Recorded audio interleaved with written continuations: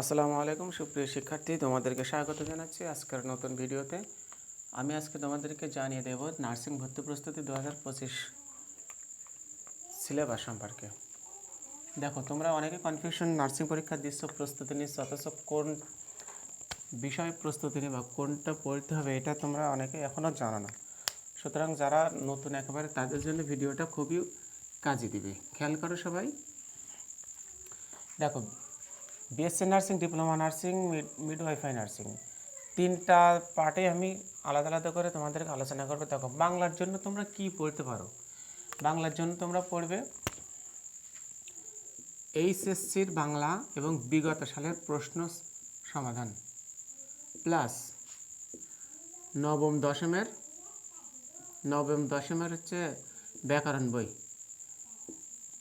ব্যাকরণের জন্য অর্থাৎ বাংলা গ্রামারের জন্য অবশ্যই ব্যাকরণ বইটা, নবম দশম শ্রেণীর ব্যাকরণ বইটা খুব ভালোভাবে আয়ত্ত করবে। দেখবে এখান থেকে অধিকাংশ প্রশ্ন, অধিকাংশ নয়, এর বাইরে আসলে প্রশ্ন আসার মতো কোনো কিছু নাই। সুতরাং তোমরা এইচএসসির বাংলা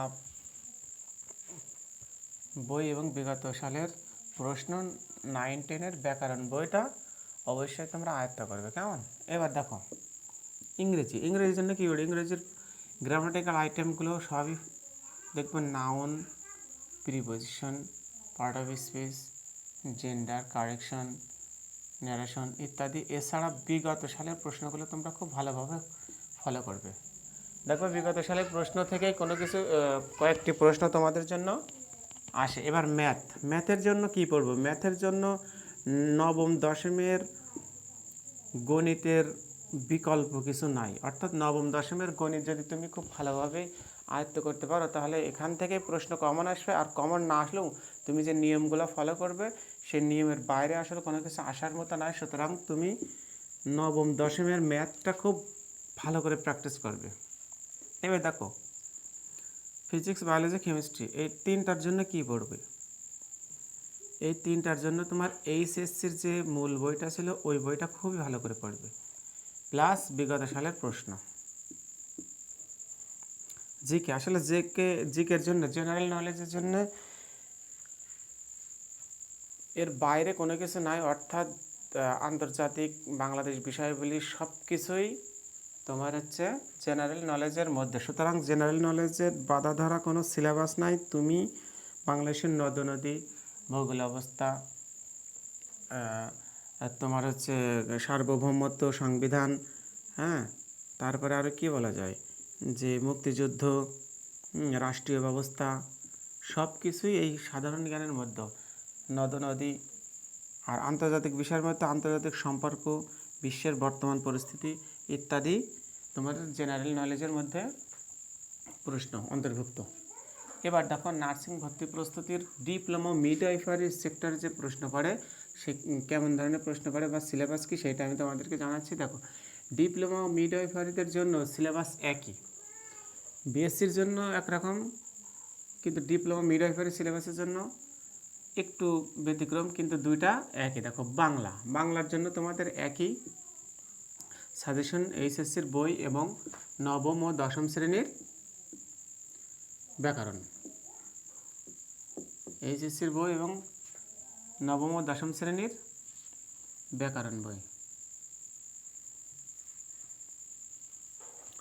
বাংলার জন্য। এবার ইংরেজির জন্য কি? ইংরেজির জন্য গ্রামার আইটেমগুলো দেখবা, প্লাস বিগত সালের প্রশ্ন।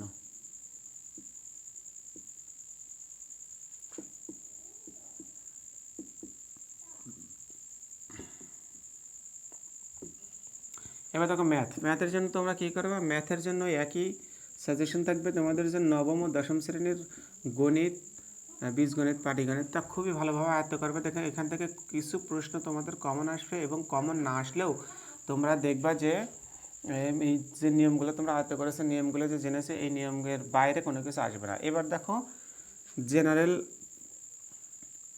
সায়েন্স অর্থাৎ সাধারণ বিজ্ঞান। সাধারণ বিজ্ঞানের প্রশ্ন, অনেকের প্রশ্ন থাকে, ভাই সাধারণ বিজ্ঞানের প্রশ্ন কি বিজ্ঞান থেকে আসে সরাসরি সায়েন্সের সাবজেক্টে? আসলে না। তোমরা যারা 9-10-এ সাধারণ বিজ্ঞান বই পড়েছো, এখান থেকে অধিকাংশ প্রশ্ন তোমাদের জন্য কমন থাকবে। যারা 9-10 সাধারণ বিজ্ঞান বই পড়েছ তাদের এখান থেকে 9-10 প্রশ্ন হবে, প্লাস বিগত সালের কমপক্ষে তোমরা 10 বছরের বিগত সালের প্রশ্নগুলো খেয়াল করবে। জিকে সাধারণ জ্ঞানের যে প্রশ্ন আসে, আমি আগে বলেছি সাধারণ জ্ঞানের বাধা ধরা কোনো সিলেবাস নেই, অর্থাৎ বিশ্ব পরিস্থিতি, সমসাময়িক বিষয় এবং তোমার আন্তর্জাতিক সম্পর্ক, বাংলাদেশের ভৌগোলিক অবস্থান, নদ নদী, পাহাড় পর্বত, নদী নালা, আবহাওয়া ইত্যাদি সাধারণ জ্ঞানের মধ্যে পড়ে থাকে। আশা করি বুঝতে পেরেছো নার্সিং ভর্তি প্রস্তুতির জন্য কোন কোন জায়গা থেকে প্রশ্ন আসে এবং কী ধরনের প্রশ্ন আসে। এই প্রশ্নগুলো তোমরা যদি নিয়মিত প্র্যাকটিস করে থাকো অবশ্যই তোমরা পরীক্ষায় একটা ভালো ফলাফল করবে।